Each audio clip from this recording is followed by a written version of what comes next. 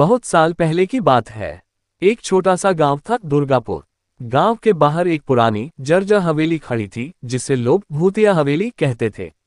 कहा जाता था कि उस हवेली में एक आत्मा रहती है, एक औरत की आत्मा जो रात को रोती है और अपने गहनों की झनकार सुनाई देती है। गांव के किसी भी आदमी की हिम्मत नहीं होती थी उस हवेली के पास जाने की, खासकर रात के समय। लेकिन एक दिन शहर से आया एक नौजवान रवि, जिसे इन बातों पर यकीन नहीं था। वह गांव घूमने आया था और जब उसने हवेली की कहानी सुनी तो हंस पड़ा।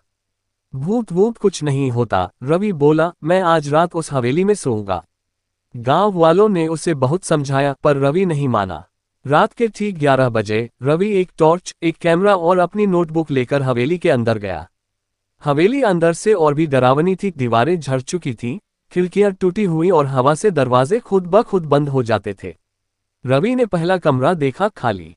दूसरा कमरा, सिर्फ एक टूटा आईना और जमीन पर धूल। तीसरा कमरा, वहां जाकर रवि ठिठक गया। एक कोने में सफेद साड़ी पहने एक औरत बैठी थी, पीठ उसकी रवि की तरफ थी। रवि को लगा कोई मजाक कर रहा है। कौन हो तुम? उसने आवाज लगाई। औरत धीरे धीरे मुड़ी। उसकी आंखें लाल थीं, चेहरा इतना सफेद जैसे रंग ही न हो, और होठों से खून टपक रहा था। रवि डर के मारे कांपने लगा। उसकी टॉर्च गिर गई और अंधेरा छा गया। और तभी झन झन झन गहनों की आवाज।